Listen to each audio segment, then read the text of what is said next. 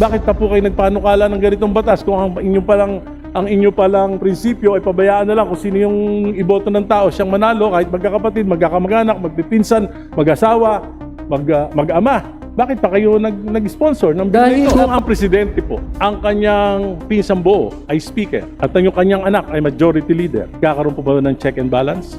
I understand that there are members here who are more biased about this and they want to make this as something political. Hindi po ba ang nag-irekomenda sa Kongreso ng National Expenditures Program ay ang Pangulo? It is called the President's budget, Mr. Speaker. So but it I is don't the think President's budget, and it's a fact that 48,243,000 was allocated for the First District of Leyte because he is the cousin of the President, and 30 billion was given to the First District of Ilocos Norte, the son of the President, and it will not happen if they are not a political dynasty. Mr. Speaker, if I was not observing my Ramadan, Mr. Speaker, I could have also shout as loud as Congressman Irice. If I may, but because if I may, I'm Mr. passing Sponsor. Ramadan, I'm prohibited, Mr. Speaker. Kaya ang final na sagot ko po, hindi to anti-political dynasty law. Ito po ay isang budol. Budol. Budol.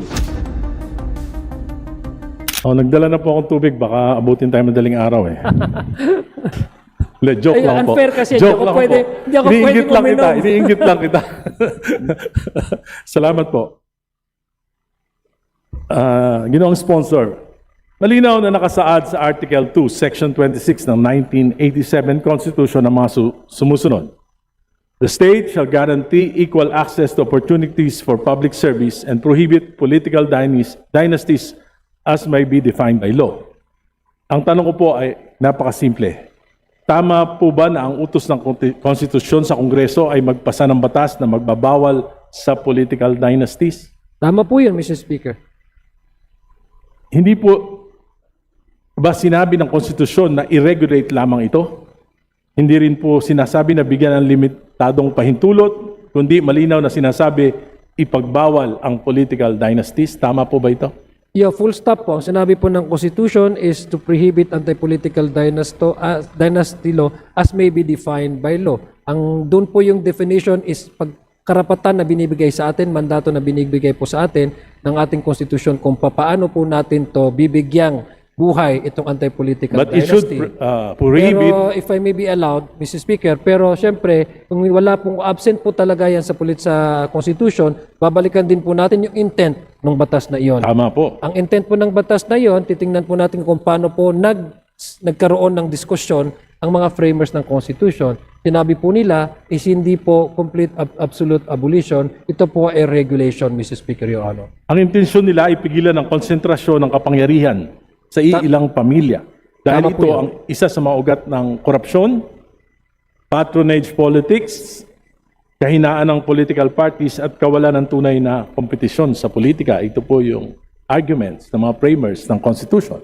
Tama po yun, Mr. Speaker. Ang layunin ng probisyong ito ay buksan ang politika sa mas maraming Pilipino, hindi upang i-institutionalize ang kapangyarihan ng mga political clan. Tama po? Tama po yan. Ngayon po, Ginoong Sponsor, ayon sa bersyon ng inyong committee, pinapayagan pa rin ang mga magkakamag-anak hanggang ikalawang antas ng consanguinity o affinity na sabay-sabay humawak ng posisyon sa gobyerno basta't magkakaibang antas o posisyon. Tama po ba yon? Tama po yan, Mr. Speaker. Halimbawa, isang miyembro ng pamilya ay pwedeng tumakbo, manalo sa posisyon ng national, for example, senador. Halimbawa, si Senador De La Cruz. Tama po ba yun? Tama po, Mr. Speaker. Maaari din po siyang matalo. ang kanyang anak ay pwedeng tumakbo at manalo bilang gobernador, makaupo bilang gobernador. Pwede po yun? Pwede rin pong tumakbo at matalo. Hindi, pero pwedeng maupo. Pwede pong manalo at matalo. Oo nga po, pwede nga pong, pag nanalo, mauupo. Tama? Tama po. So, sabay Pero sila. Tama po. Isang senador, isang governor. Tama? Tama Sabay po yun. sila. Pwede pong maging sabay, pwedeng hindi magsabay, pwedeng matalo yung isa Hindi sa nga po, kanila. kung mananalo, sabay sila, pwede. Kung yung frame of mind nyo po, ang gusto nyo Hindi pong po, yun ang frame. Ang tinatanong ko lang po, simple lang. Kung sabay silang manalo, sabay sila makakaupo. Tama? hypothetically, posible mangyari po. Yes. Mr. Speaker. At nangyayari po yan.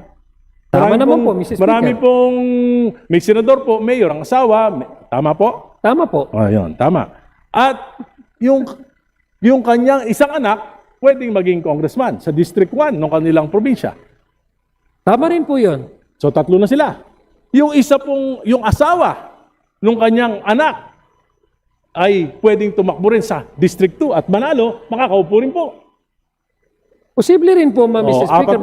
Apat na. Pero let me, kung marapatin Hindi po, hindi po. Ang tinatanong ko po, hypothetical to. Pwedeng Okay, apat. Di ba? O, pwedeng apat. Ngayon po, yung kanyang apo, tumakbo rin at nanalo bilang mayor nung capital town. Pwede pa rin po ba yun?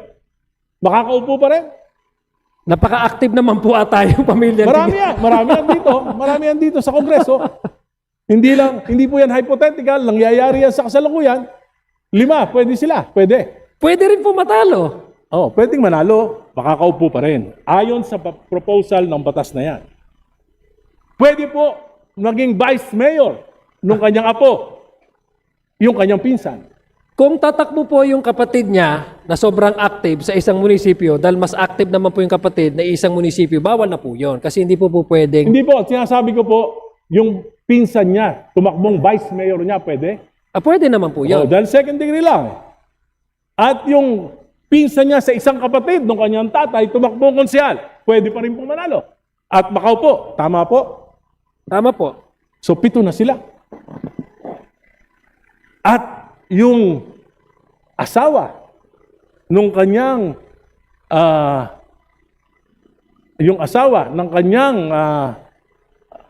ang kapatid ng kanyang asawa ay tumakbo naman bilang barangay captain. Pwede pa rin.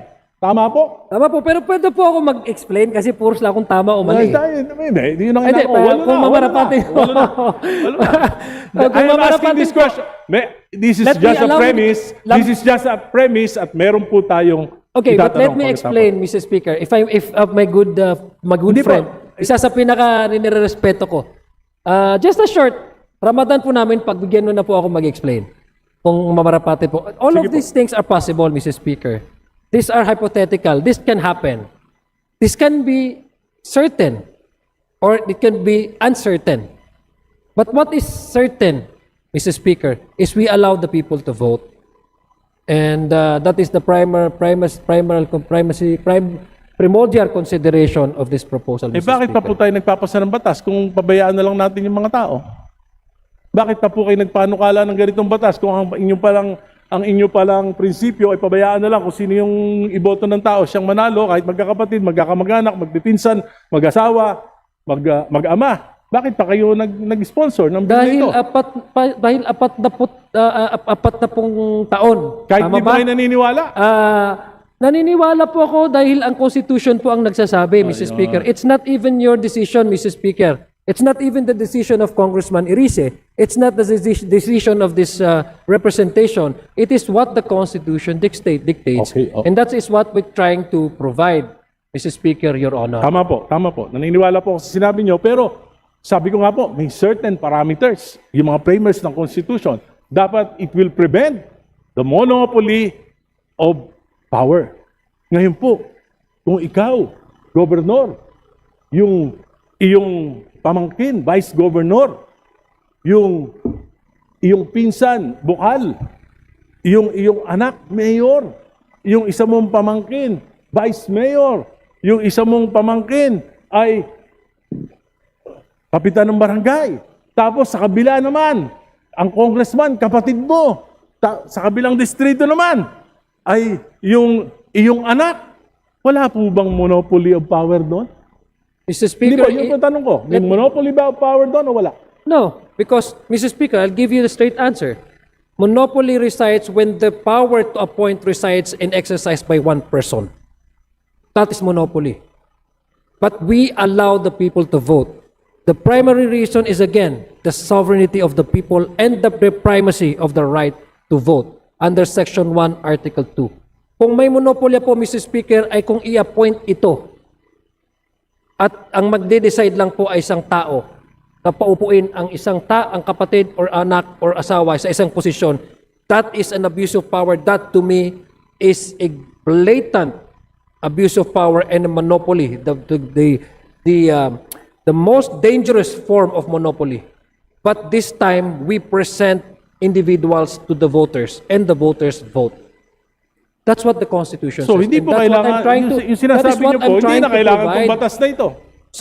So, in terms of what now, Mr. Speaker, based on the status quo, I am just for the sake of argument, Mr. Speaker, that could be what could be described as something that is predominantly controlled by one family. But since we don't have the anti-political dynasty as of yet, there's no point for us to really say that this is dominated by one family. Maybe many offices, Mr. Speaker, are being handled and occupied by the same family. Predominantly, very active ang family nila. But domination in monopoly is also a gesture of one exercising that power to make sure that the sensitive positions are occupied by blood relations that would give him or her undue advantage over these resources. Oh. Yun lang, I'm just... Ngayon po, ang ibig sabihin- pag mayroon po tayong anti-political dynasty, talagang meron na po tayong definition kung ano po yung abuse of Subalit power. yung sinasabi niyong abuse of power in appointments, ay yung sinasabi niyo... May nepotism na po tayo, Mr. Speaker. So, ano magagawa ng batas na yan? Hindi ganun din, pareho lang. ang Whether there is a law or not, ganun pa rin. It's the same thing. Mr. Speaker, Your definition of monopoly of power is just on the appointments, di pareho lang. May batas o wala. no, that is exactly what I'm trying to do because monopoly really resides if one person exercises that authority to appoint a certain relative just so that they can have actual access to resources. That is monopoly, Mr. Speaker. That is very much against the law of nepotism, di ba, Mr. Speaker? But that is precisely one because that's exactly precisely the issue. In-exercise undue advantage ng isang tao. Kaya walang nepotism eh. Ito kasi eleksyon. Hindi ito isang tao. And by the way, Mr. Speaker, it's not the family that decides who run. It's the candidate actually that provides CONA. Because remember, Mr. Speaker, Your Honor, the COMELEC requires one candidate to provide the certificate of acceptance and nomination.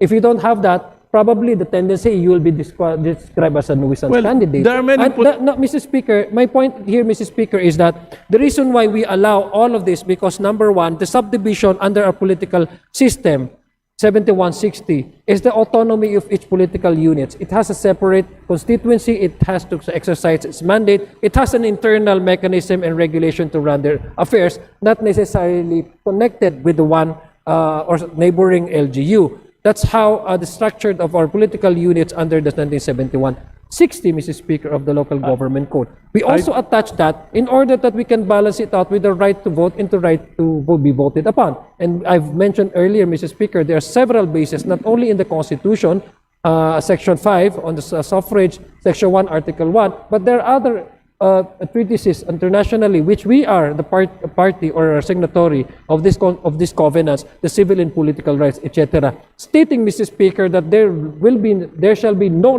abridging the right to vote and to be voted upon, Mr. Speaker, Your Honors. The anti-political dynasty, as may be defined law, is a regulation and that's not an absolute prohibition.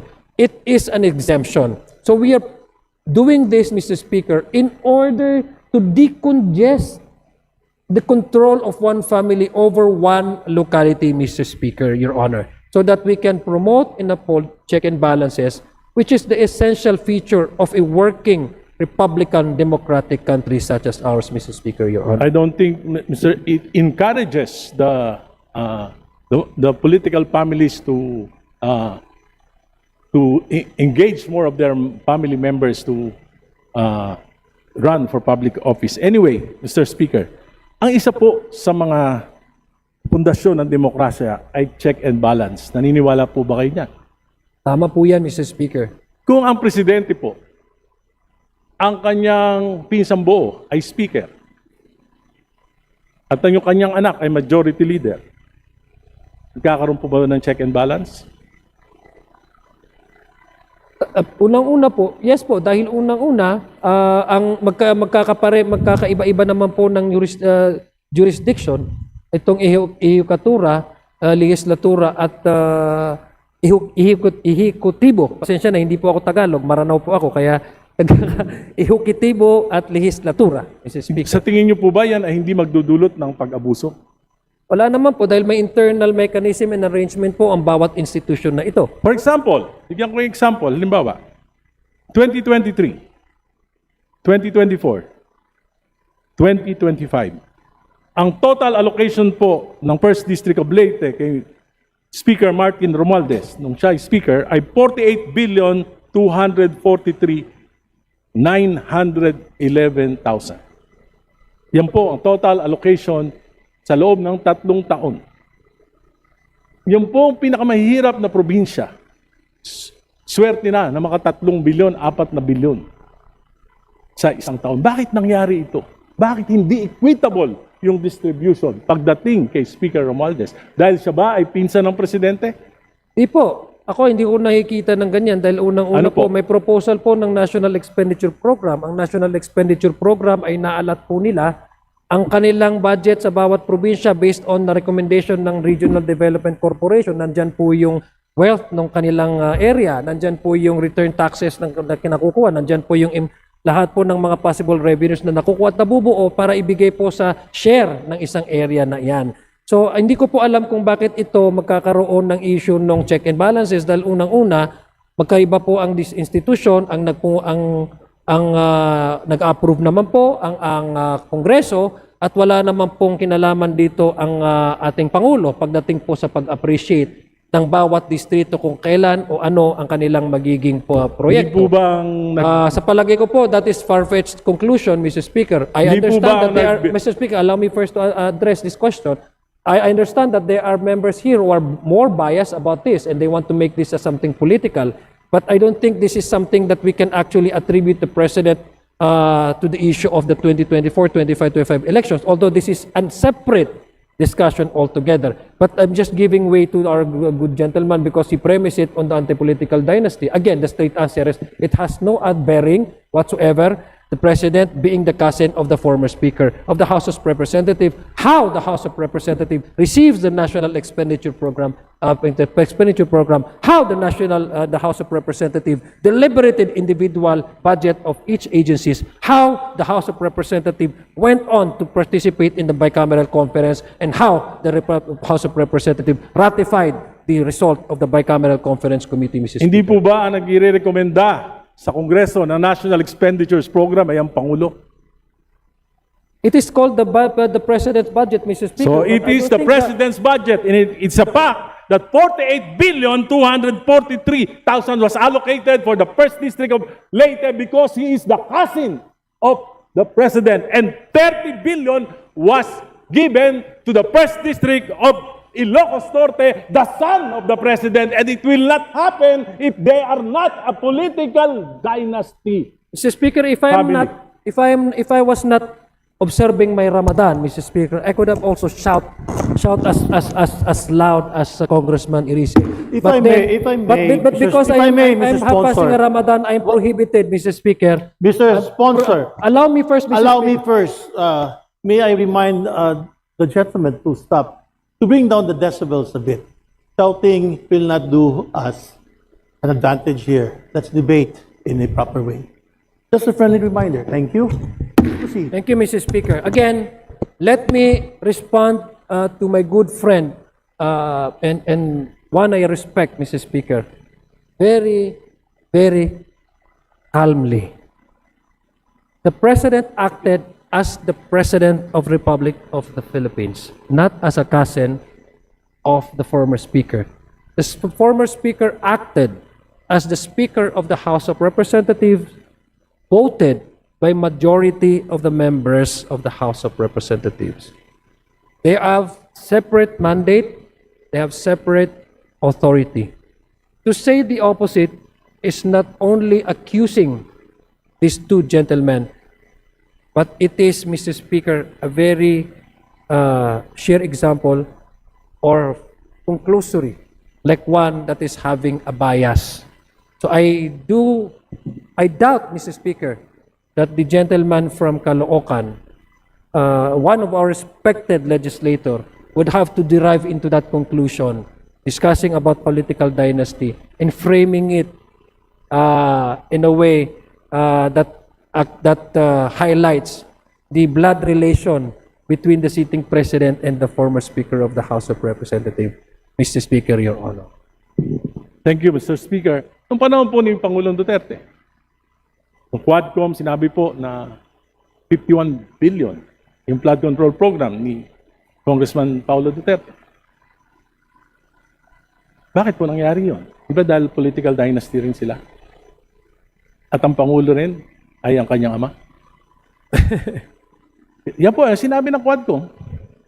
Mr. Speaker, Tama po ba? Mr. Speaker, What is true to Duterte is not true to the Marcoses. They are both political dynasties. Mr. Speaker, there are issues, Mr. Speaker, that do not necessarily share by one family, especially if this is about political issues, etc. That's why you have many families running against each other. Because it does not necessarily mean that one family share the same political ideology or advocacy or opinion. But let me frame it to a more actual occurrences in the past, Mr. Speaker. And what the gentleman is referring to, the 2025 budget, Mr. Speaker. It went through, the whole country was watching, Mr. Speaker, during the deliberation. It went through the committee hearings. It passed through the House of Senate. Senate is also parallel doing their own version. And mind you, Mr. Speaker, the 2025 version of the House of the budget was not the 100% reflective of the House version, the one that we adopted in 2025. Mind you, Mr. Speaker, what we adopted in the House of Representatives has the education sector has the highest number of budget amount, the GAAB House version. When it went to the BICAM, it was changed, Mr. Speaker.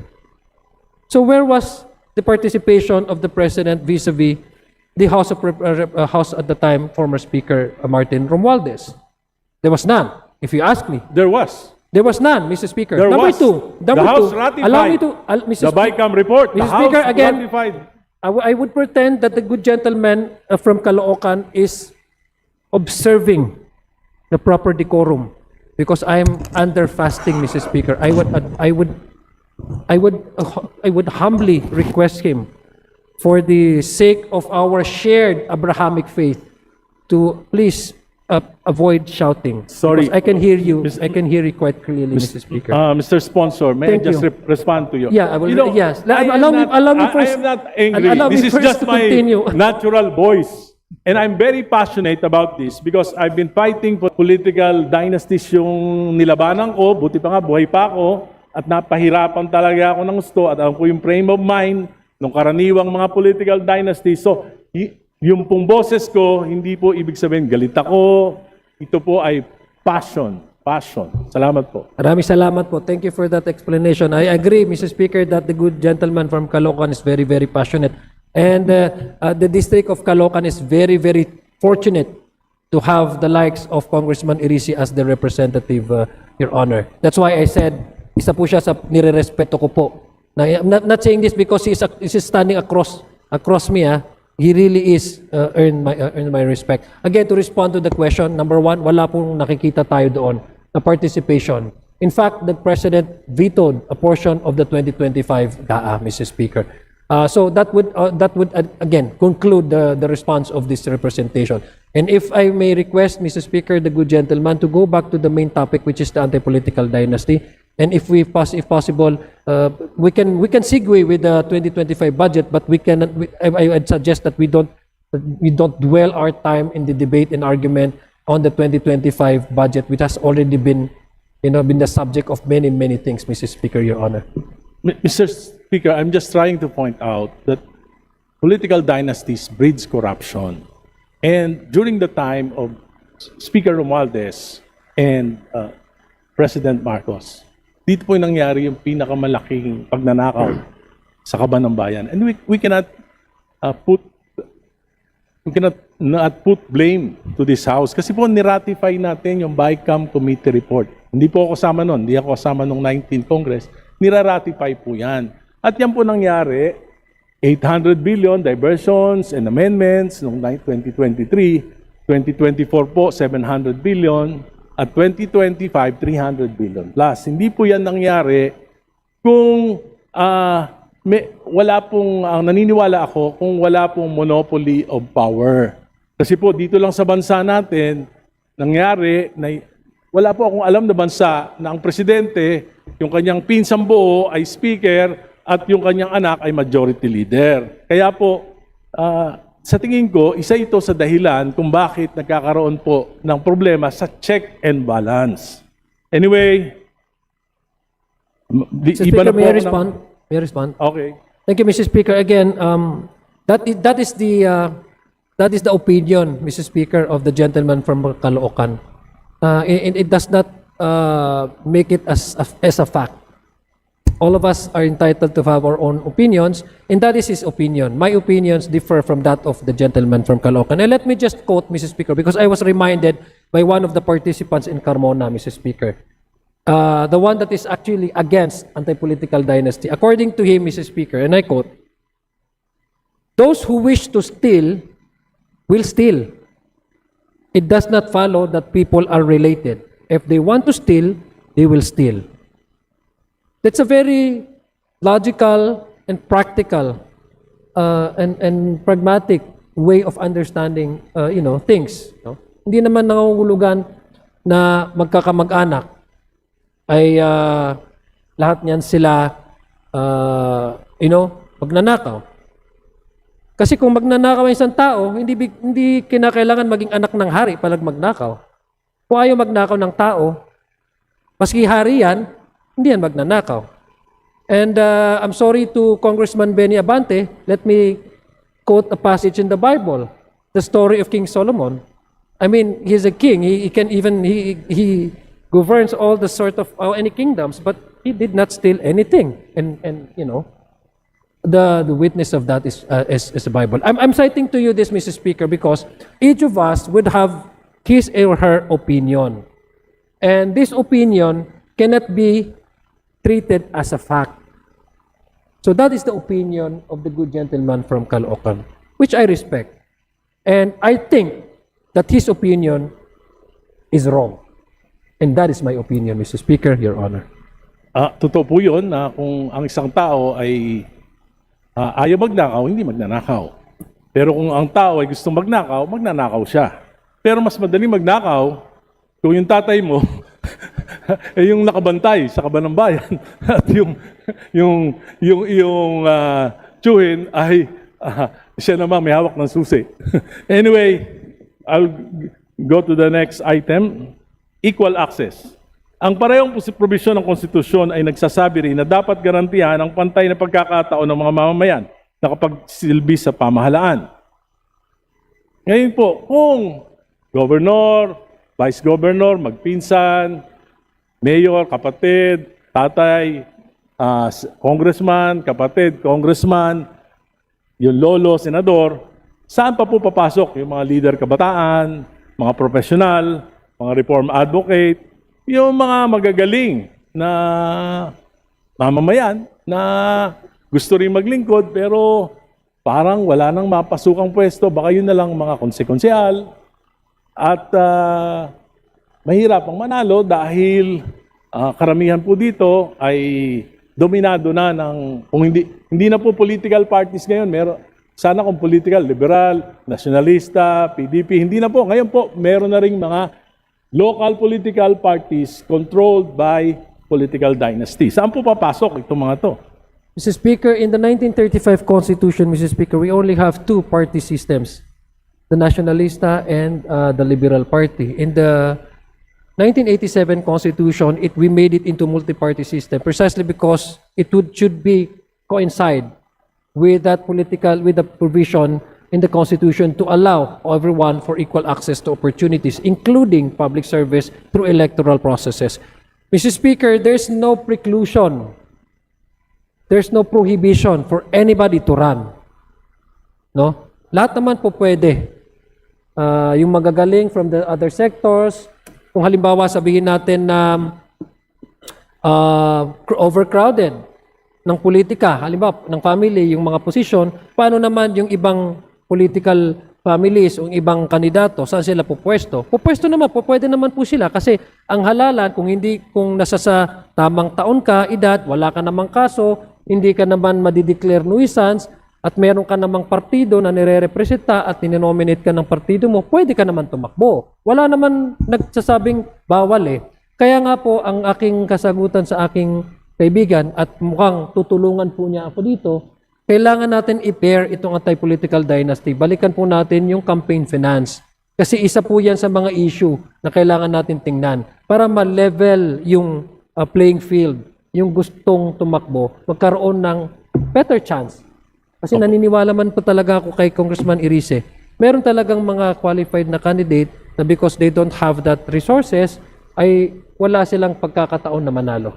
So baka pwede natin balikan yung mga electoral reform measures tulad po ng campaign finance, strengthening political system, Mr. Speaker, Your Honor. Tama po yun sapagkat, Mr. Speaker, kapag ka nagpapalit-palitan yung isang pamilya sa dekada-dekadang mga eleksyon, talagang mahihirapan dahil sa name recall pa lang, talo ka na. Di ba? Pangalawa, yung financial resources, nagagamit yung pondo ng bayan, AKAP, AIX, TUPAD, di ba? Ganun. At mga proyekto. At ito po ay nagpapalakas ng kasi po yung mga political dynasties, ang aking pananaw, para manatili sila sa kapangyarihan, gagawin nila ang lahat eh.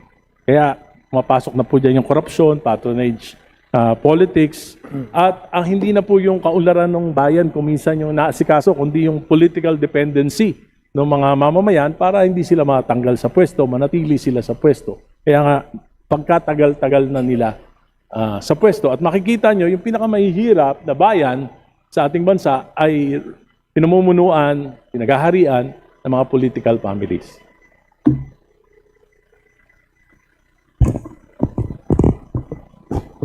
Yun ang sponsor. Kung ang mandato ng konstitusyon ay pagbawal ang political dynasties, ngunit ang batas na ipapasa natin, it will still allow the domination of political monopoly and will really limit the participation of ordinary citizens. Hindi ba sa tingin nyo pwede itong ma-question sa Korte Suprema? Mr. Speaker, the reason why we are actually trying to at least balance it out, no, to give also primacy to the general principle, which is the equal access for all for public service, and it is in the first line, Article 26, Section 2, no, the state shall ensure equal opportunity to public service, and then there comes the next line, which is prohibiting the anti-political dynasty, is in order that we avoid a possible question or petition before the Supreme Court. That is what we intend to avoid. Because I personally would like to, I should be candid about this, no? Let me be honest with this. It is not, as a form of a track record, it is not good on my reputation to sponsor something which later on struck by the Supreme Court as constitutional. But to give you the direct answer, yes, anything can be questioned before the Supreme Court. This is a Republican democratic country. Anybody can do so. Salamat po. Nais kong banggitin po sa ating chairman ng Committee on Suffrage and Electoral na napakalayo po ng bersyon ng panukalang batas na tinatalakay natin dito sa bersyon na inaprubahan ng committee sa Senado. Ang pagkakaiba ng malayo po magpapatuloy po tayo sa bersyon ito, hindi kaya posibleng magkaroon ng deadlock o impasse sa Bicameral Conference Committee, at kung mangyayari yun, hindi po ba magiging resulta ay walang anti-political dynasty law na may papasa? And again, Mr. Speaker, that is what we do, no, and what as much as possible try to avoid. There will be discussions, I'm sure. Sigurado po yan. Medyo mainit po yung discussion sa BICAM, sigurado po, dahil yung may mga disagreeing provisions nga po. Kaya nga po magkakaroon, I think, ng mas masusing, ang narinig ko nga po kay Senate President, gusto niya live stream ng BICAM. Tayo naman po bilang chairman ay wala naman po problema kung ila-live stream ito para maging transparent po ating proseso. So inaiwasan po natin yan. We're hoping na magkakaroon talaga ng debate. Ito po ay priority bill ng ating Pangulo. Tama po ba? Yes po, isa po ito sa na-considera na LEDAC priority, Your Honor, Mr. Speaker. So ito po ay napag-usapan sa LEDAC. Napag-usapan po ito sa LEDAC, I'm sure. Because, Ano po napagkasunduan? Kasi po may nandun po ang ating Pangulo na siya po nag-prioritize nito at pinangako niya ito sa kanyang mga pahayag sa mga mamamayan. Nandun din po ang miyembro ng mababang kapulungan, nandun din yung miyembro ng Senado. Wala po bang napagkasunduan kung anong uri? Dahil alam ko po, alam ng ating Pangulo yung ibig sabihin ng anti-political dynasty. Hindi po ba ito na pag-usapan man lang? Dahil alam ko po, para mas madali ang mga batas, kaya nga tayo nagbubuo ng LEDAC para mapapag-usapan na, para sa ganun ay hindi na masyadong malayo yung mga magiging bersyon ng bawat batas sa bawat kapulungan. Hindi ba ito napag-usapan? naiintindihan ko po yung practicality na sinasabi po ni Congressman na aking kaibigan, magalang-galang na Irise. Ngunit ang Pangulo po, totoo po yung kanyang sinasabi through his spokesperson, si Yusek Castro, na ginagalang po ng Pangulo yung proseso at independensa ng mababa at ng makapulungan at ng Senado. Sinasabi po niya kinakailangan magkaroon na ng legal definition ang anti-political dynasty. Ngunit kung paano po itong proseso na ito, paano po mag-arrive into different versions ang Kongreso, ang House of Representatives, ang Senado, ay kanya po itong nirerespeto sa pamamagitan ng hindi pag-intervene kung ano po yung magiging paksa o bersyon nitong dalawang kapulungan na ito. Dahil meron naman po talaga tayong mekanismo, ito po yung BICAM. Pero naninanais ko po sabihin kay Congressman Irise, ang very strict po na natatanggap natin na galing sa Pangulo at very much open naman po ang kanyang opisina na kinakailangan may anti-political dynasty at magkaroon na ng definisyon para mabuhay ang konstitusyon pagdating sa paglilimita ng monopolya ng bawat pamilya sa bawat distrito o bawat locality sa ating bansa. Sir Speaker, Mr. Sponsor, the version coming from this House is authored by the son of the President. That is correct, Mr. Speaker. And he did not consult the President on what is on the President's mind in prioritizing this particular bill. I cannot speak for the majority leader, neither would I know the family dynamics the or majority what they leader discuss is the on table on dinner table. But my association with the majority leader is me being the chairman of the electoral reform, and he as our majority leader. We don't discuss about family matters or what discussions they discuss it over on the table with the president. So I would not know, Mr. Speaker. Di po ba ang purpose ng LEDAC ay para magkaroon ng isang direksyon ang gobyerno? May isang polisiya ba o magkakaibang interes ang umiiral? The purpose of LEDAC, Mr. Speaker, is for the national government to identify priority legislations that might be needed to attain the objective of a certain administration. In this case, the Marcos administration felt that we need to give life to the 40 years na nakastagnant na anti-political dynasty as far as this proposal is concerned. Mr. Speaker, so you are saying that the only objective of the President is to provide a definition and not political reforms? That is to make it more simple, but the impact of this proposal, Mr. Speaker, is to change altogether the political landscape. As stated earlier, Mr. Speaker, I've given you actual numbers on the direct impact of the anti-political dynasty on the municipal, city, government, and national level, Mr. Speaker. Hindi po Your Honor. magkakaroon ng direct impact yung mga sinabi niyo pong numero, lilipat lang po ng posisyon. That we cannot do because Yes, lilipat lang po. I am here as a sponsor, not as a clairvoyance. I cannot predict what will happen to those who will be displaced by this anti-political dynasty measure. Mr. Speaker, allow me to go further. Because this is no longer just about legislative inconsistency. This is about sincerity. If this House passes a bill that effectively protects political dynasties, then what message that sends? It sends a message that the President's commitment to political reform ay hindi totoo. That his promise to prevent repetition of trillion peso corruption, particularly in sectors like flood control ay hindi seryoso. That instead of real reforms, what we are seeing is appeasement, delay, at pagpapalipas ng galit ng taong bayan. Marami na po nagrarally against anti-political dynasty. Let us not deceive ourselves. When you file a weak law, when you pass a diluted version, when you allow contradiction between the House and the Senate, you are not solving the problem.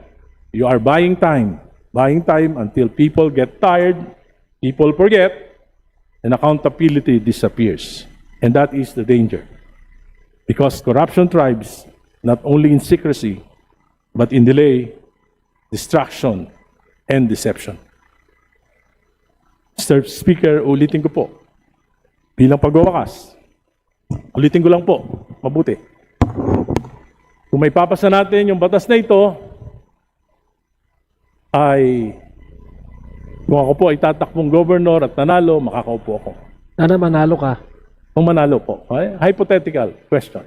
Kung ako po ay tumakbong governor, nanalo ako, makakaupo ako. Tama po? Pwede?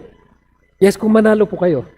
Kung yung anak ko ay tumakbo na congressman sa 1st District at nanalo po, makakaupo din po. Yes po, kung manalo. Pwede po. Kung manalo po. Dalawa na kami. Yung isa ko pong anak, dalawa lang po yung anak ko. Tumakbo naman sa District 2 ng Caloocan at nanalo, makakaupo din po. Kung manalo po siya. Manalo po. Tama, Manalo po tatlo siya. na kami. Yung asawa ko po na hindi nakikialam sa politika dahil sa batas na may papasa na ito, nagka-interest na. Biglang tumakbo na senador. Pwede pa rin manalo at makaupo yung asawa. Naku, ang laki ng gastos nyo, Manong Oo, Geres. di bali po. Manong Egay, ha? Pero pwede po. Kung manalo po siya. Yung pamangking ko po at tumakbo ng vice mayor ng Caloocan, nanalo. Pwede pa rin po makaupo. Kung manalo po siya, and I hope that is not your plan, ha? Hindi nga po. Medyo malaki ang gagastos. Na-encourage po ako sa batas nyo eh. Sa panukala nyo. Pwede. 5. Kung mananalo po, kasi ang taong bayan po ang magde-decide, Kaya nga po, Mr. Speaker, Your tanong mo Honor. nga lang po kung pwede. Pwede po. Tama po, kung siya po yung pinoto ng ating taong bayan, sila po yung may kapangyarihan. So tama po, mananalo po kung At binoto ng yung taong bayan. sister-in-law ko po, kung tumakbo pong mayor at nanalo, pwede pa rin makaupo. Pag nanalo po at binoto siya ng taong bayan, mauupo po talaga siya. So, ito po ay hindi po anti-political dynasty law. It will institutionalize political dynasties. At palagay ko po, mga tayong nagpinoy-henyo tayo, pwede ka ng pwede. Kaya ang final na sagot ko po, hindi to anti-political dynasty law. Ito po ay isang budol. Budol. Budol. Salamat po. Maraming salamat po. Allow me to respond, Mr. Speaker, to the opinion of my good friend, Congressman Egay Irice. There's never been any anti-political dynasty in this country for 40 years. This is the first time that we are providing that measure, that policy, state policy, so that we can actually decentralize, decongest, and weaken the control of family over political resources over one political unit, Mr. Speaker. And to say the least is, to me, Mr. Speaker, does not have any point of reference. It does not hold any water. Because the current setup, Mr. Speaker, is allowing each and every one, regardless of whether or not you are a son, you're a daughter. This time, we have spelled out that there's no way a relative without the second degree of consanguinity and affinity be allowed to occupy public office. And that is progressive to me. That is progress. That is moving towards to none, to zero, to something, Mr. Speaker, Your Honors. We may differ our own interpretation. We may oppose this proposal. But what is certain, Mr. Speaker, what is certain is we allow the people to choose their leaders, and we disallow any family that would control resources of one political family simply because of their chances of winning, simply because that they are dominant in one particular family. And that is what we intend to break concentration of powers, Mr. Speaker, without necessarily preventing, disallowing, or curtailing the right of the Filipino people to exercise their preferential right. As a Republican democratic state, the right to vote is the most important right of all. Maraming salamat po, Mr. Maraming Speaker. salamat. Please shake your hands, both of you. Tukran, Mr. Sponsor, maraming salamat, Congressman Il.